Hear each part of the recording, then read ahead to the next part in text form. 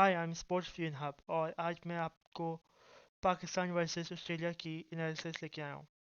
इस एनालिसिस में मैं आपसे सिर्फ बैटिंग पाकिस्तान की बैटिंग के हवाले से बात करूँगा।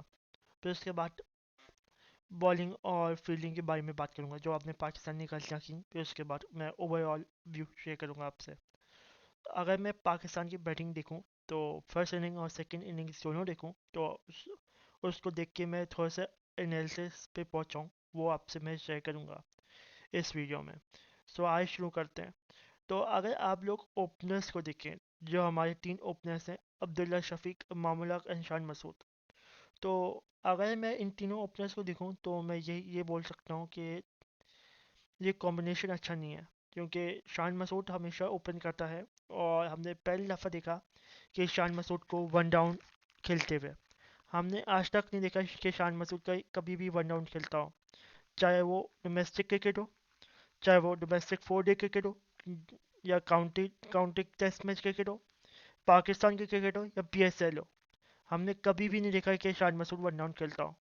तो इस बार उसे वन डाउन खिलाया, ये ये बिल्कुल समझ नहीं आया। और उसे एक दफ़ा और इससे पहले आप वन डाउन और टू डाउन खिला चुके हैं। तो अगर मैं उसके स्टेट्स बताऊँ तो वो तो और बुरे हैं। तो I believe Shan Masood as a opener ही सूट करता है आपको, और एज अ कैप्टन आपको ये फर्म स्टेप लेना पड़ेगा कि मैं ओपनर ही खेलूंगा वरना मैं नहीं खेलूंगा। तो ये सब कुछ है।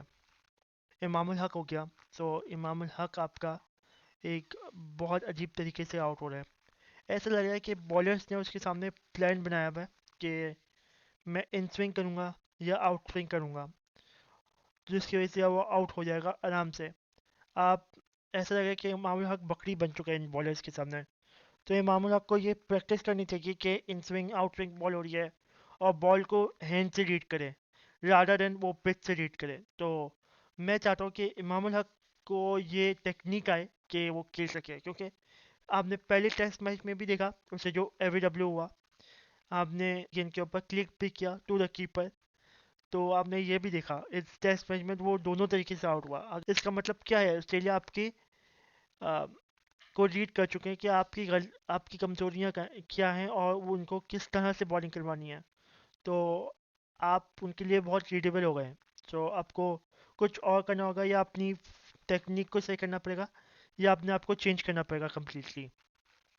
अगर मैं अब्दुल्ला शफीक की बात करूँ तो अब्दुल्ला शफीक का एक बहुत बड़ी कमजोरी है। वो टेम्प्ट हो जाता है बॉल्स के ऊपर कि मुझे वो बॉल्स खेलना है। चाहे मैं प्राइम मिनिस्टर 11 की बात करूँ तो वहाँ पर वो टेम्प्ट हुआ, उसने टेम्प्ट होके उसने कवर ड्राइव खेली, हाई हैंड्स कवर ड्राइव खेली जो सीधा बंदे के ऊपर थी। माना वो बहुत बुरी बॉल थी, आ, माना बॉल शॉट थी, उसके ऊपर कट लग सकता था, मगर आपने कवर ड्राइव खेल के मुंह पे कैच दे दिया। हमने यही चीज़ आपकी टेम्पटेशन मैंने नेटेड लाइन के सामने देखी कि जब भी आपका स्पिनर आता है आप आगे बढ़ते हो। और ये सिर्फ आपकी नेटेड लाइन के सामने नहीं है, ये आप बाकी आप टेस्ट मैच उठा लें तो वहाँ पर भी आपके आप ज़्यादातर ऐसे ही आउट हुए हो, 70%।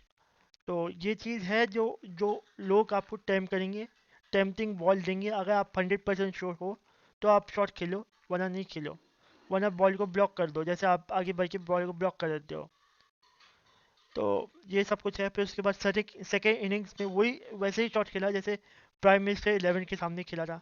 बिल्कुल bat form, down the ground आप पिच पे खेल लें with the high hands.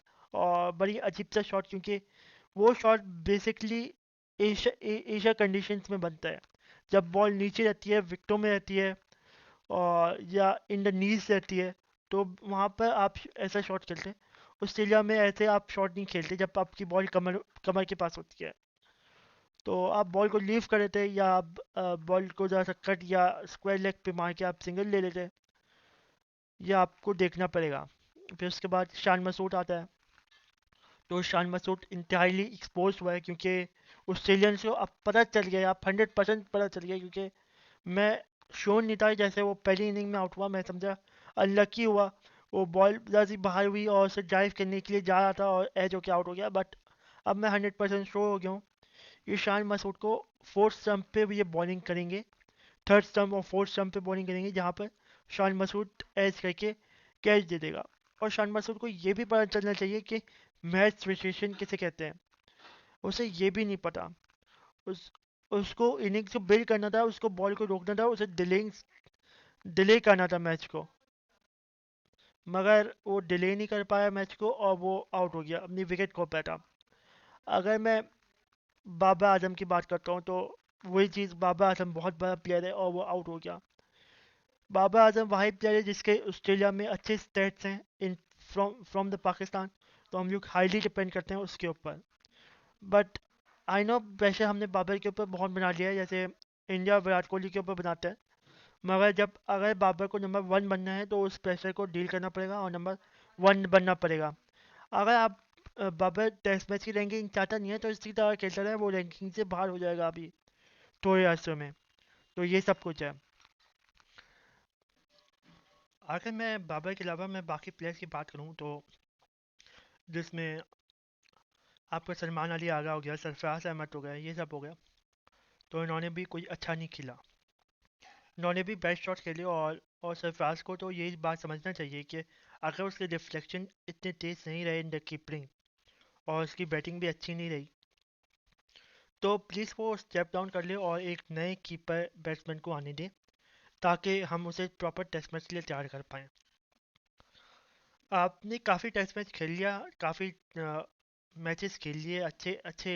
I think 15 साल हो गए आपको क्रिकेट खेलते हुए। और ये बहुत बड़ी बात है क्योंकि आप उस एज पे पहुंच गए हैं जहाँ पर फिटनेस तो है आपकी, बट आपके रिफ्लेक्सेस स्लो गए, जिसकी वजह से आप स्टंपिंग भी मिस कर देते हैं। आप कुछ कैचेस आपके ड्रॉप हो जाते हैं और आप बैटिंग में स्कोर नहीं कर पा रहे। तो मुझे लगता है कि आपको कुछ नए प्लेयर्स को चांस देना चाहिए। तो ये सब है बैटिंग के बारे में। बॉलिंग और फील्डिंग के बारे में मैं अलग एक स्पेसिफिक वीडियो बनाऊंगा एक, तो वो भी देखिएगा आप लोग। और प्लीज़ इसे लाइक कीजिएगा, सब्सक्राइब कीजिएगा, शेयर करिएगा और प्लीज़ अपना ओपिनियन शेयर करिएगा फ्रॉम द पाकिस्तान टीम। और मैं जाते जाते एक बात ये कहना चाहूँगा कि पिछले साल इंडिया और ऑस्ट्रेलिया का टेस्ट मैच हुआ, जहाँ पहले टेस्ट मैच में इंडिया 37 फॉर 8 विकेटें दे रही थी इन 37। तो इंडिया को बिल्कुल समझ नहीं आ रहा था, मगर इंडिया ने वो टेस्ट मैच सीरीज जीती है ऑस्ट्रेलिया से। अगर आप इंडिया की कंपेरेबल क्रिकेट खेलना चाहते हैं या आप बोलते हैं कि मैं इंडिया जितना अच्छा खेलता हूँ, तो आपको अपनी क्रिकेट को इम्प्रूव करना पड़ेगा। ये ये थी मेरा ओपिनियन और ये थी मेरा छोटा बहुत एनालिसिस। होप सो आपको अच्छा लगा होगा। अभी तक के लिए बाय।